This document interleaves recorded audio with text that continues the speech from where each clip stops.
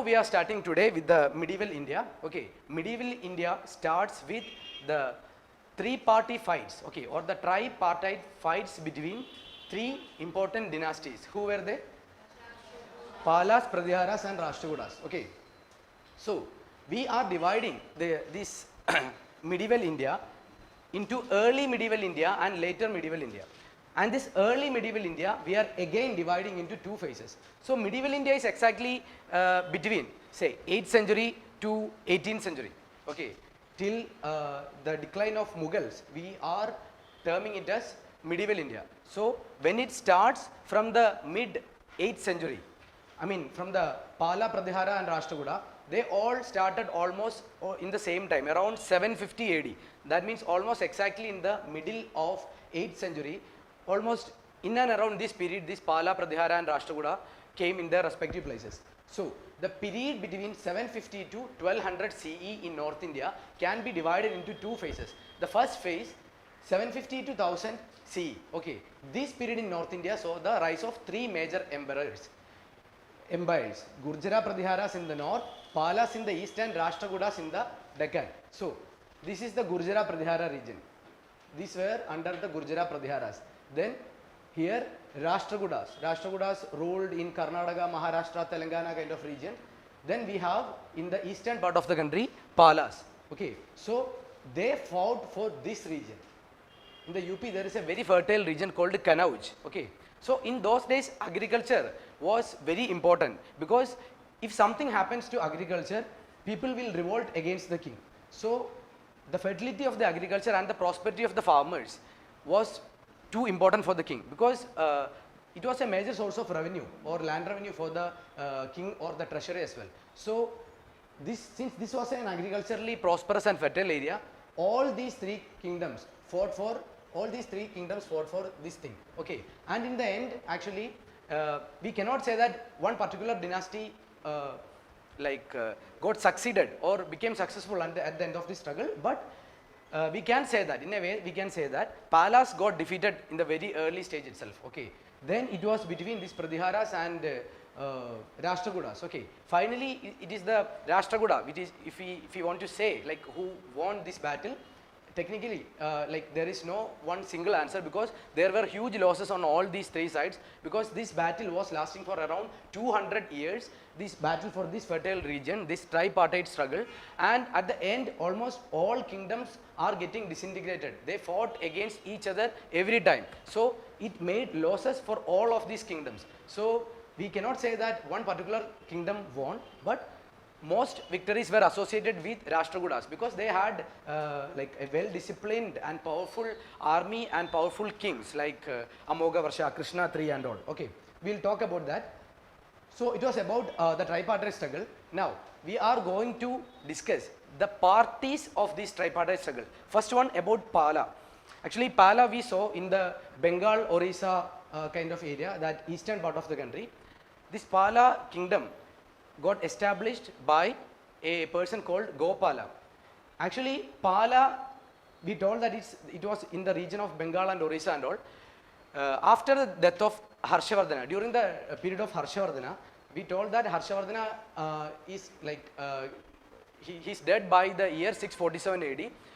So during the period of Harshavardhana, his brother Rajavardhana was killed by a king of Bengal. Okay, now Palas are ruling in Bengal, but before Palas, I am telling how this Pala kingdom got originated. Okay, during the period of Harsha, a king called Shashanga, who established his kingdom called Gauda kingdom. Okay, a kingdom called Gauda kingdom was ruling in the Bengal area during the period of Harshavardhana. I mean during the mid 7th century. In the early 7th century, like between 600 to 650. During the time of Harsha, Shashanga was ruling. But since Shashanga killed the brother of Harsha, Harsha killed Shashanga. Okay, as a revenge, Harsha killed him. So by the death or assassination of this Shashanga, the Bengal region became like defenseless. There was total chaos and total anarchy. Nobody was there as a ruler who could control all the petty small kingdoms in Bengal region. So by the period from 650 to around 750, there were no people like who came as a powerful king in Bengal region. So by the time of 750, by using the opportunity of this anarchy and chaos, Gopala established Pala kingdom. So that is the story of origin of Pala kingdom. Now, nearly for 4 centuries, Pala dynasty ruled Bengal, Bihar, part of Orissa and Assam, etc. This area. So, and to talk about Pala dynasty, Gopala is considered as the first Buddhist king in the Bengal region. Okay, they were staunch Buddhist.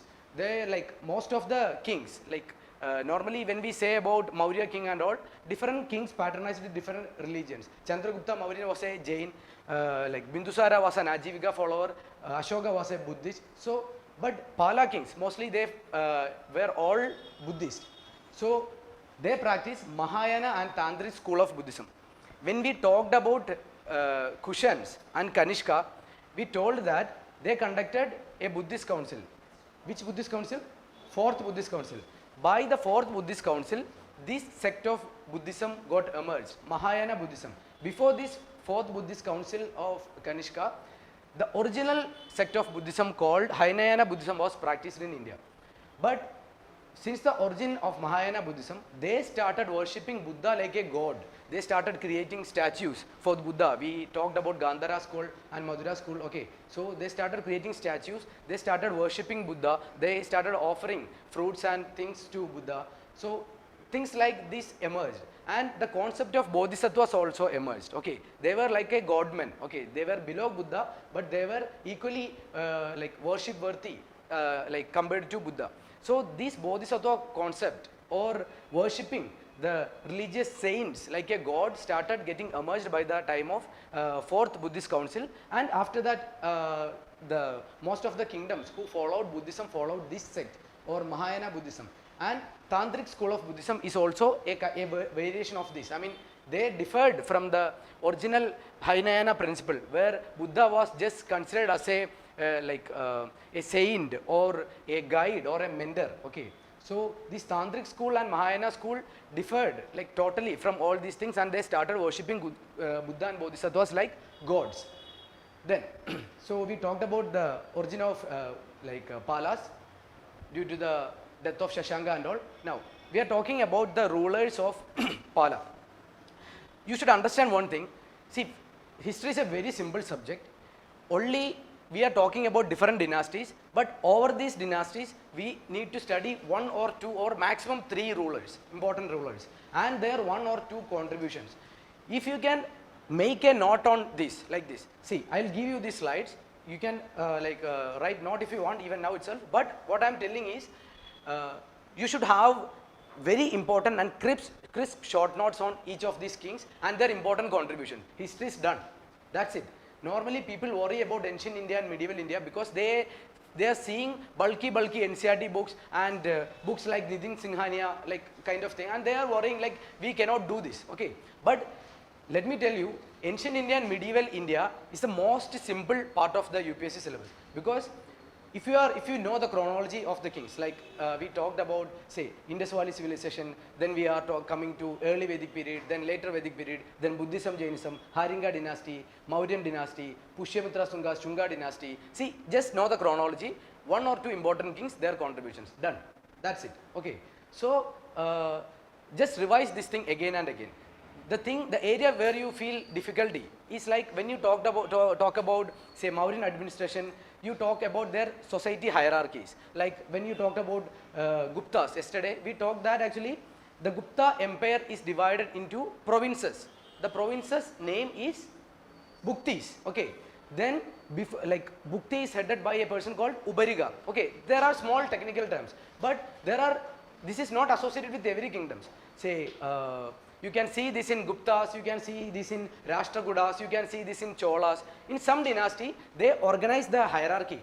At the top there is state, then provinces. Provinces are classified into different districts.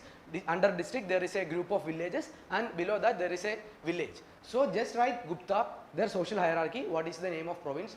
I mean, they call the province as Buktis. Okay, just write in the bracket Buktis, bracket province. Like that you just make a flow chart. History is done. As simple as that. So, in the Palas, we are talking about 3 important rulers only. Okay, in every dynasty 1 or 2 or maximum 3 rulers and their contribution. Now, revision is the key in history. Okay, so Pala dynasty, Gopala is the founder. He built the Odandapuri monastery. Okay, and all these monasteries are related to Buddhism only. We talked that they were staunch Buddhists. He built the Odandapuri monastery. He is considered the first Buddhist king of Bengal. Then Dharmapala, he founded Vikramshila monastery and Somapuri monastery in Bihar. Okay, just hear this thing now. Revise when you reach home. Okay, then this will be in your mind. Then Devapala. Devapala, we are studying Devapala because of not his important contributions, but because of the certain people associated with him. One is Vajradatta. He was in the court of this Devapala as a poet. He wrote Logeshwara Shadaka. Okay, Logeshwara Shadaka is a book written by this person called Vajradatta in the court of Devapala. Okay, so in match the following, you will either get a question. Vajradatta lived in the period of this. They may not be giving the Devapala's name, but they may be giving the centuries. I mean, between 750 to 1000 is the period. Okay, so either they can give you he lived in the period of 8th century kind of a statement. Then you can get a question like who wrote this Logeshwara Shadaka in match the following and all. They will be giving 3 literary works and the authors respectively. So Logeshwara Shadaka is a book written by Vajradatta, who was a court poet in Devapala's court. Then when you study ancient India and medieval India, you will get to see few important travelers, okay, associated with some kingdoms, not every kingdom. Yesterday when we studied Chandragupta II, we told that one person came as a traveler. Who was that? Fahim. Okay. Then when we studied about Harshavardhana, we talked about one person who called Huensang. Okay. So similarly, a person called Suleiman. He was an Arab merchant who visited the Pala Empire. Okay. He came to Devapala's court and he saw that it is so great kingdom, and he mentioned the Pala kingdom as the Ruhima Dharma. Ruhima Dharma, like Ruhima, it's an Arabic word which stands for greatness. Okay. So he called the Pala Empire as Ruhima Dharma. Then he was a staunch Buddhist who donated 5 villages to Nalanda University. Who? Devapala. Devapala was a staunch Buddhist who donated 5 villages to Nalanda University. I mean, the revenue from these 5 villages can be used to like maintain Nalanda University. So that was the thing. Then Pala rule declined in the late 9th century. We told that by 750, I mean mid 8th century, Gopala founded Pala dynasty. By the late 9th century, this is getting end. The control of Pala rulers over North India was too short-lived, and they were defeated in the tripartite struggle. I mean, the Rashtrakuta king Krishna III and the Gurjara Pradihara kings are attacking Pala continuously, and they started getting declined by the late 9th century. The subordinate rulers of Assam and Orissa declared independence. I mean, Pala region, Pala kings were ruling in that eastern part of the country, that Orissa, Bengal, the eastern Bihar, the Assam kind of area, okay, that eastern part. And when they declined, the subordinate rulers of Assam and Orissa started declaring independence. And after the decline of Palas, right from that Bihar area till our northeast, another important dynasty came. That dynasty is known as Sena dynasty. Okay, this was the areas of Pala, but Pala rule almost were confined to Orissa, West Bengal and some part of Assam. But from here until the complete northeast, after the decline of Palas, Senas came. Okay, then they ruled from 11th century to 12th century. We told that by the late 9th century, Pala rule is getting declined. After from their ashes rising, the Sena dynasty, who ruled complete northern India, I mean some complete northeast India. When they were ruling in the 11th and 12th century in the northeast India, we can see this is Ghurid Sultanate. Ghurid Sultanate is associated with which king? Ghori. Okay, we will be talking about very soon about Muhammad Ghori, who fought Indians in the Battle of Terrains. Okay, that was in the year 1192 and 1191. Okay, 1191 we will be talking about first battle of Terrain. In 1192 we will be talking about second battle of Terrain. So 1192 means it's in the 12th century. So when Sena dynasty is ruling in the northeastern part of the country, there were these things happening in the northwestern part of the country. Okay, the battle of Terrains, etc. We'll talk about the battle of Terrain and the Rajputs and all. Okay, just Keep this map in your mind. When Sena dynasty was ruling in the northeast, there were Muslim invasions in the northwestern part of the country. Then we'll be talking about Chalukyas a little bit, because we already talked about Chalukyas yesterday, but for maintaining the continuity, we'll talk about Chalukyas. But by the decline of Chalukyas in the Karnataka region, there came a dynasty called Yadava dynasty. Okay, in the Devagiri region. Devagiri means in the Maharashtra. Okay, in the upper Karnataka and the Maharashtra part, from the ashes of the Chalukyas, there came Yadava dynasty in the 11th, 12th century, that period. Then below that we will be talking about Hoysala dynasty. Then we will be talking about Cholas. So Cholas are also getting powerful during this period in the early medieval India. So we will be talking about that as well. Keep this map in your mind.